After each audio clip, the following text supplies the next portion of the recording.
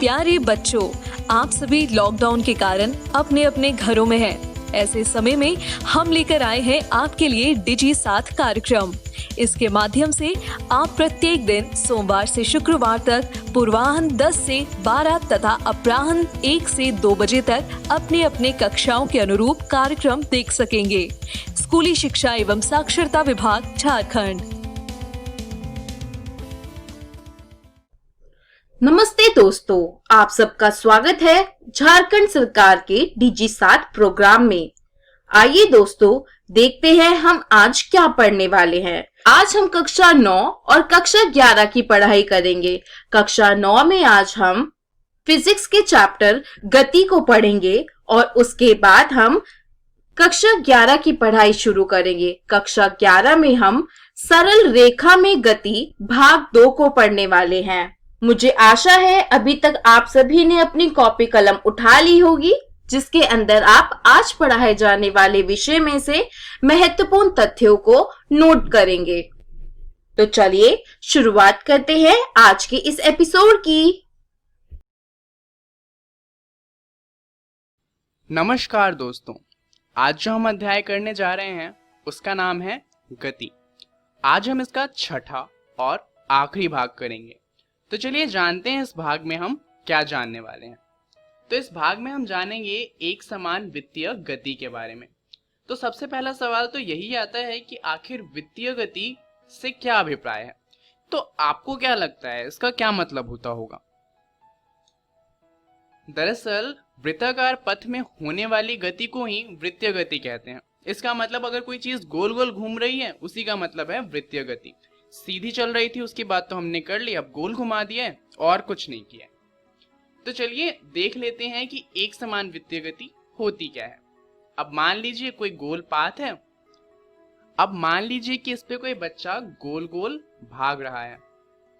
अब आपको एक बात जाननी है कि जो त्वरण होता है वो दो चीजों की वजह से हो सकता है। या तो गति में बदलाव हो, जो कि त्वरण का डेफिनेशन ही है कि गति में बदलाव होता है, इसे त्वरण कहते हैं। परंतु अगर गति में बदलाव नहीं हो रहा पर डायरेक्शन यानी कि दिशा में बदलाव हो रहा है तो वो गति भी त्वरित ही होती है और उस गति में भी त्वरण होता है। तो यहाँ पर ये जो बच्चा है वो एक ही गति से भाग रहा है, तो गति में तो बदलाव नहीं हो रहा, परंतु इसकी दिशा जरूर बदल रही है, क्योंकि ये सीधा नहीं भाग रहा, हर बार अपनी दिशा को थोड़ा सा बदलता है और इसी के कारण ये गोल भाग पा रहा है। अब यहाँ पर जो ये गोल सर्कल बना है इसमें गति स्थिर है क्योंकि वो एक ही गति से भाग रहा है, फिर भी ये एक त्वरित गति का उदाहरण है। यहाँ पर इस सर्कल का कुछ रेडियस होगा, उसे मान लेते हैं r। तो यहाँ पर कुछ समय भी लगा होगा उसे भागने में, जिसे कहते हैं t, और इसे जो दूरी लगी होगी उसे कहते हैं 2πr। ऐसा क्यों? क्योंकि दूरी वो सर्कल के बाहर भाग रहा है, यानी कि जो सर्कल का सरकमफ्रेंस है उसे ही कहा जाएगा दूरी। और सरकमफ्रेंस का फॉर्मूला क्या होता है? दूरी बराबर में 2πr। तो अगर हम इसका वेग निकालना चाहें तो वो कितना आएगा? वेग बराबर में डिस्टेंस अपॉन में टाइम, यानी कि दूरी अपॉन में समय। तो दूरी अपॉन में समय डालने पर हमें वेग मिलेगा 2πr अपॉन में 2। तो ये हमारा फॉर्मूला है वेग का एक वृत्ताकार गति के लिए।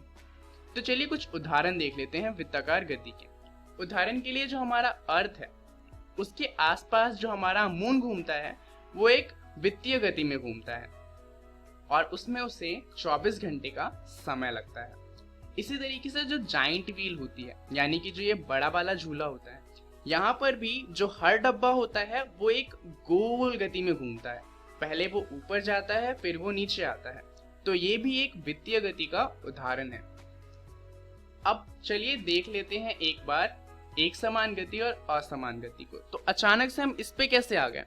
दरअसल हमारा अध्याय यहीं पे खत्म हो चुका है, परंतु इस अध्याय से ज्यादातर न्यूमेरिकल क्वेश्चन आते हैं, तो अब हमें उसकी प्रैक्टिस करनी है। तो एक बार इन फॉर्मूलों को देख लीजिए और उसके बाद इन सभी फॉर्मूलों को अपनी कॉपियों में लिख लीजिएगा और उसके बाद रट लीजिएगा, क्योंकि ये फॉर्मूले बहुत ज्यादा इंपॉर्टेंट है। तो एक समान गति जहां पर a 0 होता है और गति स्थिर होती है, और असमान गति जहां पर a 0 नहीं होता और गति अस्थिर होती है। दोनों के लिए फॉर्मूले अलग अलग हैं। आप एक समान में असमान गति का फॉर्मूला इस्तेमाल नहीं कर सकते और असमान गति में एक समान गति का फॉर्मूला इस्तेमाल नहीं कर सकते। तो एक समान गति में एक फॉर्मूला है जो है गति बराबर में दूरी अपॉन में समय, जबकि असमान गति में 3 फॉर्मूले हैं। एक है v बराबर में u प्लस at, दूसरा है s बराबर में ut प्लस में हाफ at स्क्वायर और तीसरा है 2as बराबर में b स्क्वायर माइनस में u स्क्वायर। अब तक तो आपको ये याद हो चुका होगा, हम इसे 2 बार डिराइव भी कर चुके हैं। तो एक बार इन्हें अपनी कॉपियों में लिख लीजिए, उसके बाद हम शुरू करेंगे कुछ क्वेश्चंस को। अब क्वेश्चन शुरू करने से पहले 2 और फॉर्मूले हैं, छोटे छोटे से देख लेते हैं। वो है औसत चाल और औसत वेग के। दोनों के फॉर्मूले अलग होते हैं और हम पहले पढ़ चुके हैं। औसत चाल का फॉर्मूला होता है कुल दूरी अपॉन में कुल समय, और औसत वेग का फॉर्मूला होता है जितने भी वेग हैं उन सबको जोड़ दो और जितने वेग हैं उससे डिवाइड कर दो। जैसे कि यहाँ पर n वेग हैं तो n वेग का सम कर दिया और n से डिवाइड कर दिया। मान लीजिए यहाँ पर सिर्फ 2 वेग होते तो हम करते v1 प्लस में v2 अपॉन में 2 से डिवाइड करते। तो जल्दी से इन दोनों फॉर्मूले को भी लिख लीजिए। चलिए, तो आपने सारे फॉर्मूले लिख लिए और आपको सारे फॉर्मूले याद हो चुके होंगे। अब हम करते हैं हमारा पहला सवाल, जो कि है वित्तीय गति के ऊपर। तो सवाल है कि एक कृत्रिम उपग्रह 42,250 किलोमीटर त्रिज्या के वृत्ताकार कक्ष में घूम रहा है। यदि वह 24 घंटे में पृथ्वी की परिक्रमा करता है तो उसकी चाल का परिकलन कीजिए। तो हमें ये कहा गया है कि त्रिज्या जो है वो 42,250 किलोमीटर है और एक बार पूरा घूमने में समय कितना लग रहा है? 24 घंटे का। तो चलिए एक बार इसे लिख लेते हैं कि हमें गिवन क्या क्या है। हमें दी हुई है त्रिज्या यानी कि r, जो कि है 42,250 किलोमीटर, और समय दिया हुआ है 24 घंटे, और हमसे पूछा गया है गति। अब यहाँ पर गति का फॉर्मूला क्या होता है? गति का फॉर्मूला होता है 2πr अपॉन में t। हमने अभी अभी देखा था। तो यहाँ पर कुछ नहीं करना, सिर्फ वैल्यू डालनी है। 2 की जगह 2 लिखेंगे, पाई की जगह आप 22/7 भी लिख सकते हैं या फिर पाई भी लिख सकते हैं, गुने में 42,250 किलोमीटर अपॉन में 24 घंटे। अब यहाँ पर 2 से 24 को काटा जा सकता है तो आएगा 18, और फिर 42,250 से एक बार 2 से काटेंगे तो नीचे आ जाएगा 9। उसके बाद इसे ज्यादा नहीं काटा जा सकता, तो हमारे पास कुछ ऐसी वैल्यू आ जाएगी। b बराबर में 21,125 पाई अपॉन में 9 किलोमीटर पर आवर, क्योंकि ऊपर किलोमीटर था और नीचे आवर था। अब आपको इससे आगे ज्यादा सॉल्व नहीं करना, यहाँ पर आप क्वेश्चन को छोड़ सकते हैं क्योंकि ये बहुत ही ज्यादा टिपिकल इक्वेशन बन जाती है और इसको सॉल्व करने में आप सिर्फ अपना समय बर्बाद कर रहे होंगे। इसे यहाँ पर छोड़कर आगे के दूसरे क्वेश्चंस करिएगा। अगर आपके पास फिर टाइम बच जाता है तो उसके बाद आप इसे सॉल्व करने की कोशिश कर सकते हैं। चलिए अब देखते हैं अगला प्रश्न।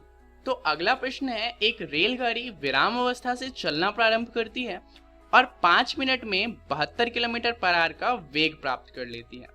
मान ले कि त्वरण एक समान है, तो परिकलन कीजिए त्वरण और इसको प्राप्त करने के लिए रेलगाड़ी द्वारा तय की गई दूरी।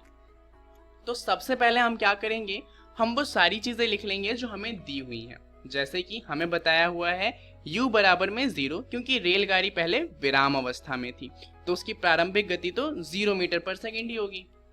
b हमें दिया हुआ है 72 किलोमीटर पर आवर, पर हम जानते हैं कि जो SI मात्रक है गति का वो है मीटर पर सेकेंड, तो हम इसे बदल लेंगे मीटर पर सेकेंड में।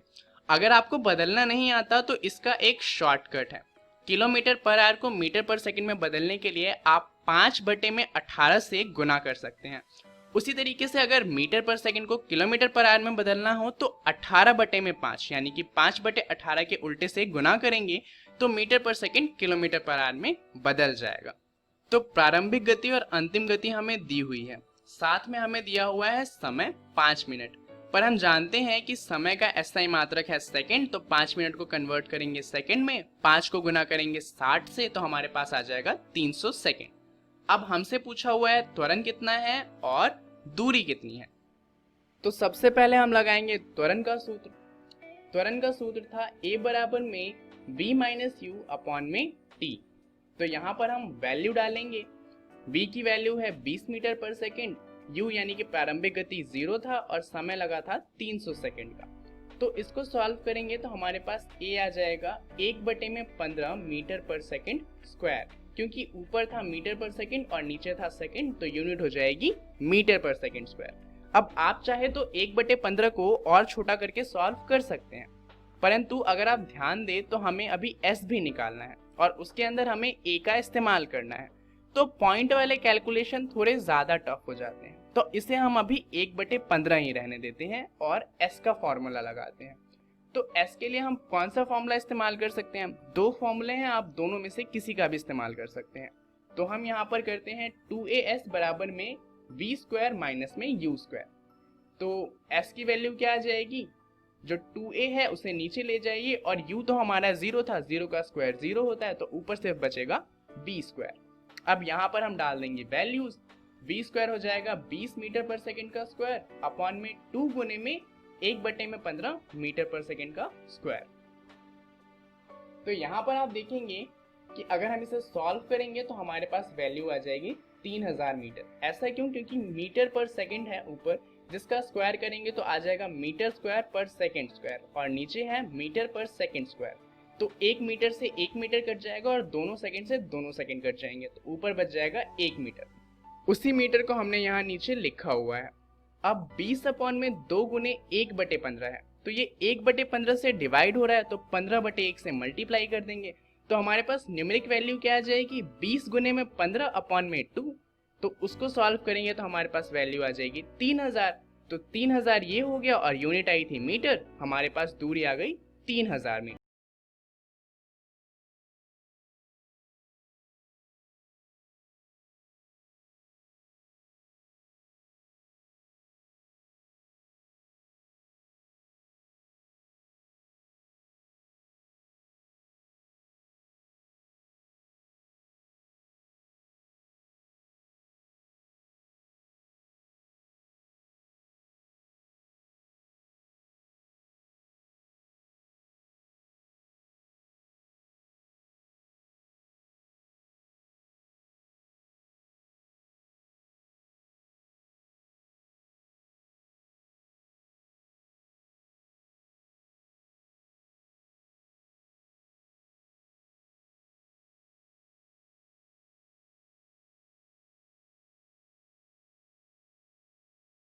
B, question number 5 D।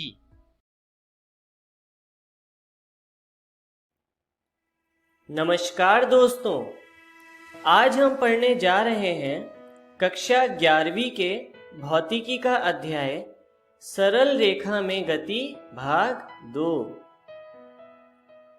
तो चलिए शुरू करने से पहले एक बार नजर डालते हैं कि आज हम क्या क्या पढ़ने वाले हैं। तो आज हम सबसे पहले पढ़ेंगे औसत वेग तथा औसत चाल। उसके बाद हम पढ़ेंगे तात्क्षणिक वेग एवं चाल। तो आइए शुरू करने से पहले एक बार परिचय पर नजर डालते हैं। आप अपने आसपास रोज बहुत सी वस्तुओं को गति करते हुए देखते हैं, पर क्या आपको सारी वस्तुएं गति करती हुई दिखती हैं? इसके बारे में हम पिछली वीडियो में पढ़ चुके हैं। चलिए इसको और अच्छे से समझने के लिए एक उदाहरण लेते हैं। मान लीजिए कि आप एक ट्रेन में बैठे हुए हैं और आप ट्रेन की खिड़की तथा दरवाजों की तरफ नहीं देख रहे हैं, तो क्या आपको ट्रेन के अंदर की वस्तुएं आगे चलती हुई नजर आएंगी? क्या आपको चीजें गति में दिखेंगी? नहीं। लेकिन क्या सही में ऐसा है? चलिए इसके लिए हम एक और कंडीशन लेते हैं। मान लीजिए आपकी कोई फ्रेंड ट्रेन के बाहर खड़ी है और अब उसके लिए बताइए क्या ट्रेन गति कर रही है या नहीं। जी हाँ, उसके लिए ट्रेन गति कर रही है। इससे हमारे दो निष्कर्ष निकलते हैं, जिसमें पहला है गति का मान निर्देश तंत्र पर निर्भर करता है। जैसे जब आप ट्रेन के अंदर बैठे थे तो ट्रेन की गति 0 थी, लेकिन आपकी फ्रेंड के लिए ट्रेन की कुछ निश्चित गति थी। एक वस्तु गति की अवस्था में तभी कहलाती है जब वह समय के साथ कुछ दूरी तय करे। तो चलिए हम आगे चलते हैं और चाल को समझते हैं। चाल को इंग्लिश में कहते हैं स्पीड।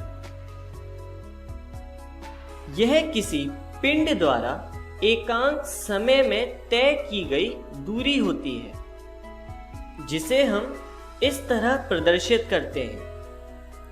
यहां लिखा है v बराबर x/t, जहां पर v है चाल, x है दूरी तथा t है समय। अब हमें यहां से ये भी पता चलता है, यदि दूरी का मान ज्यादा है तो चाल का मान भी ज्यादा होगा, और अगर समय का मान कम है तब भी चाल का मान अधिक होगा। चलिए इसे एक उदाहरण से समझते हैं। मान लीजिए एक व्यक्ति है जो एक निश्चित गति से चल रहा है। अब यह किसी निश्चित समय अंतराल में कुछ दूरी तय करता है। वहीं एक दूसरा व्यक्ति है, वह इसी निश्चित समय अंतराल में अधिक दूरी करता है। तब दूसरे व्यक्ति की चाल पहले व्यक्ति की चाल से अधिक कहलाएगी। चाल दिशा पर निर्भर नहीं करती है, इसलिए यदि दो वस्तुएं समान गति से अलग अलग दिशा में जा रही हैं, तब भी उनकी चाल समान होती है। जैसे उदाहरण से देखते हैं, यदि यह पिंड किसी निश्चित दिशा में गति कर रहा है और उसी की तरह दूसरा पिंड भी एक दूसरी निश्चित दिशा में गति कर रहा है, और यदि दोनों समान समय अंतराल में समान दूरी तय करते हैं, तब दोनों की चाल समान होगी और यह निर्भर नहीं करेगा कि वह किस दिशा में जा रहे हैं।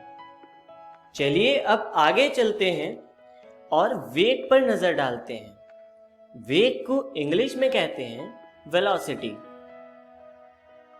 यह किसी पिंड की वह दर है जिससे वह किसी निश्चित दिशा में अपनी स्थिति परिवर्तित करता है।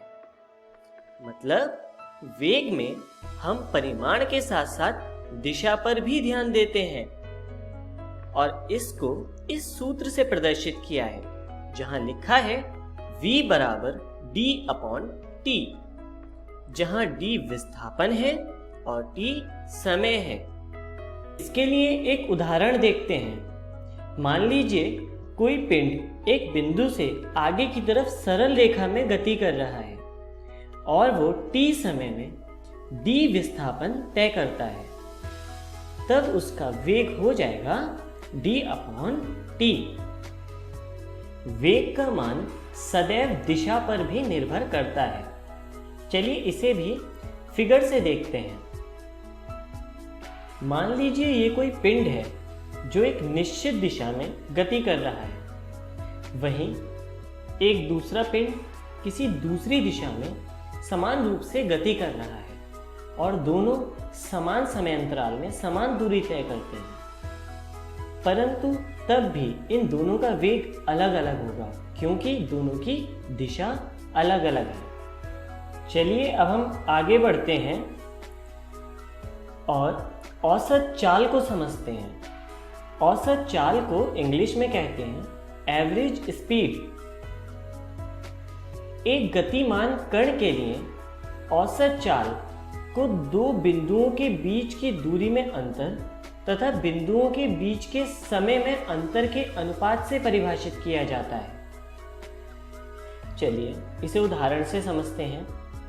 मान लीजिए ये कोई पिंड है जो इस प्रकार गति कर रहा है। अब हम औसत चाल निकालने के लिए इसकी तय की गई दूरी देखेंगे, जो इस प्रकार है, और इसी के अनुसार हम लिख सकते हैं औसत चाल बराबर कुल चली गई दूरी बटे कुल व्यय समय। चित्र में चली गई दूरी को काले रंग की सरल रेखा से प्रदर्शित किया गया है। चलिए अब आगे चलते हैं और औसत चाल से जुड़े कुछ बिंदुओं पर नजर डालते हैं। औसत चाल की इकाई मीटर पर सेकंड है। औसत चाल की विमा m0 L1 t-1 है। औसत चाल की दिशा के बारे में नहीं बताती है तथा औसत चाल का मान हमेशा धनात्मक होता है तथा इसका मान कभी भी ऋणात्मक नहीं हो सकता। तो चलिए आगे बढ़ते हैं और इसका उदाहरण देखते हैं। मान लीजिए कोई वस्तु एक सरल रेखा में गति कर रही है। सरल रेखा पर जो बिंदु दिखाए गए हैं उनका नाम है A, B तथा C। वस्तु गति बिंदु A से प्रारंभ करती है और वो पहले A से C की तरफ जाती है जिनके बीच की दूरी है 3 मीटर। फिर C से B की तरफ जाती है जिनके बीच की दूरी है 4 मीटर और फिर वापस से B बिंदु से C पर आ जाती है। तो चलिए अब देखते हैं इसके लिए औसत चाल कितनी होगी। तो औसत चाल होती है कुल तय की गई दूरी बटे कुल समय। मान लीजिए वस्तु ने अपनी पूरी गति के दौरान 10 सेकंड में पूरी दूरी तय की। तब इस केस में औसत चाल होगी v एवरेज बराबर 3 मीटर, क्योंकि A से C के बीच की डिस्टेंस 3 मीटर है, प्लस 4 मीटर क्योंकि फिर वस्तु C से B की तरफ गई थी, प्लस 4 मीटर क्योंकि वस्तु वापस से पॉइंट B से पॉइंट C पर आ गई थी, और बटे 10 सेकंड क्योंकि कुल दूरी 10 सेकंड के समयांतराल में तय की गई। इसलिए V एवरेज हो जाएगा 11 मीटर बटे 10 सेकंड बराबर 1.1 मीटर पर सेकंड। तो चलिए अब आगे चलते हैं और समझते हैं औसत वेग को, जिसे इंग्लिश में कहते हैं एवरेज वेलोसिटी। एक गतिमान कण के लिए औसत वेग को दो बिंदुओं के बीच विस्थापन तथा बिंदुओं के बीच के समयांतराल के अनुपात से परिभाषित किया जाता है। चलिए इसे उदाहरण से समझते हैं। मान लीजिए एक पिंड गति कर रहा है और उसका गति का मार्ग इस तरह से है। अब जैसा कि हमने परिभाषा में पढ़ा कि औसत वेग के लिए हमें दो बिंदुओं के बीच विस्थापन की आवश्यकता होती है, तो इसके प्रारंभिक तथा अंतिम बिंदु जो कि हैं x1 और x2, इनके बीच विस्थापन हम इस रेखा से प्रदर्शित कर सकते हैं। चलिए अब इसका सूत्र देखते हैं। इसका सूत्र है v बराबर x2 minus x1 upon t2 minus t1, जहां t2 और t1 अंतिम तथा प्रारंभिक समय है। चलिए अब आगे बढ़ते हैं और औसत वेग से जुड़े कुछ बिंदुओं पर नजर डालते हैं। औसत वेग का मात्रक मीटर पर सेकंड है। औसत वेग द्वारा पिंड की गति की दिशा के बारे में भी पता चलता है। औसत वेग का मान धनात्मक व ऋणात्मक हो सकता है। औसत वेग का मान औसत चाल के बराबर या उससे कम हो सकता है। औसत वेग का मान कभी भी औसत चाल से अधिक नहीं हो सकता। चलिए अब हम आगे चलते हैं और इसे ग्राफ से समझते हैं। इसके लिए हम समय और दूरी के बीच एक ग्राफ लेते हैं, जिसका औसत वेग निकालने के लिए हम इस ग्राफ पर कोई दो बिंदु सेलेक्ट करते हैं, जिनकी x अक्ष पर दूरी है x1 और x2। अब औसत वेग निकालने के लिए हम इन दोनों बिंदुओं से होकर एक सरल रेखा खींचते हैं, और इस सरल रेखा की प्रवणता ही औसत वेग कहलाती है। आप देख सकते हैं इस सरल रेखा की प्रवणता धनात्मक है। प्रवणता को इंग्लिश में स्लोप कहते हैं। और इसी तरह हम और बिंदुओं के बीच का भी औसत वेग देख सकते हैं, जैसा कि यहाँ पर स्लोप नेगेटिव होगा, इसलिए औसत वेग का मान भी ऋणात्मक होगा। और इसी तरह हम और बिंदुओं के बीच भी देख सकते हैं, जहाँ पर हमें पता चलता है कि औसत वेग का मान 0 भी हो सकता है, क्योंकि यहाँ पर प्रवणता का मान 0 है। तो चलिए आगे बढ़ते हैं और इसी तरह के और ग्राफ देखते हैं। हमारा पहला ग्राफ है दूरी और समय के बीच का ग्राफ, जो कि इस तरह से है। यहाँ पर भी आप देख सकते हैं कि प्रवणता धनात्मक है, इसलिए औसत वेग भी धनात्मक होगा। तथा दूसरे केस में प्रवणता ऋणात्मक है, इसलिए औसत वेग भी ऋणात्मक होगा। तथा तीसरे केस में प्रवणता 0 है। आप देख सकते हैं यहाँ पर स्लोप का मान 0 है, इसलिए औसत वेग भी 0 होगा। चलिए आगे बढ़ते हैं और तात्क्षणिक वेग पर नजर डालते हैं, जिसे इंग्लिश में कहते हैं इंस्टेंटेनियस वेलोसिटी। हम यहाँ पर इसका परिचय पढ़ेंगे। एक निश्चित समय पर किसी वस्तु के वेग को उसका तात्क्षणिक वेग कहते हैं। इसका SI मात्रक होता है मीटर पर सेकंड और विमा होती है m0 L1 t-1। आगे चलते हैं और तात्क्षणिक चाल पर नजर डालते हैं, जिसे इंग्लिश में कहते हैं इंस्टेंटेनियस स्पीड। तात्क्षणिक वेग के परिमाण को तात्क्षणिक चाल कहते हैं। यदि तात्क्षणिक वेग को v से रिप्रेजेंट किया जाए और तात्क्षणिक चाल को u से रिप्रेजेंट किया जाए, तो यह लिखा जा सकता है u बराबर मॉड v। तो चलिए आगे चलते हैं और जानते हैं कि आज हमने क्या क्या सीखा। तो सबसे पहले हमने सीखा औसत चाल, उसके बाद हमने पढ़ा औसत वेग, तथा सबसे अंत में हमने पढ़ा तात्क्षणिक चाल एवं वेग। आइए जानते हैं कि अगली वीडियो में हम क्या पढ़ने वाले हैं। अगली वीडियो में हम पढ़ेंगे तात्क्षणिक वेग एवं चाल तथा त्वरण। धन्यवाद।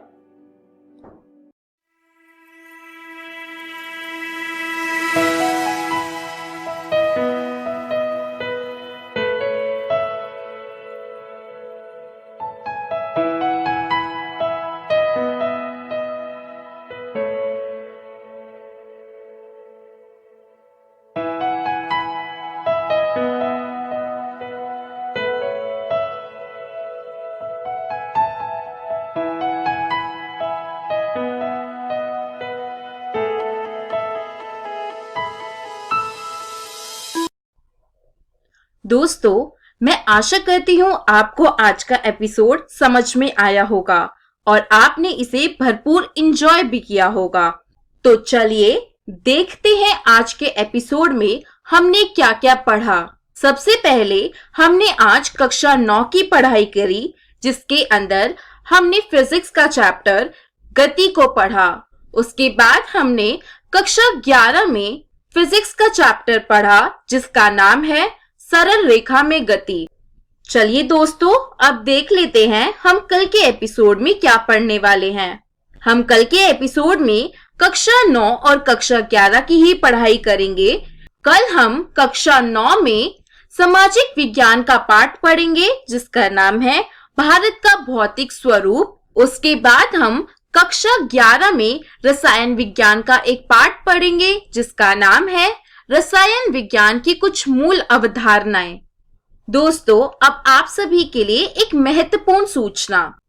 जो आपने अभी ये एपिसोड देखा है, इसका पुनः प्रसारण ठीक 3 बजे इकोवेशन के YouTube चैनल पर होगा।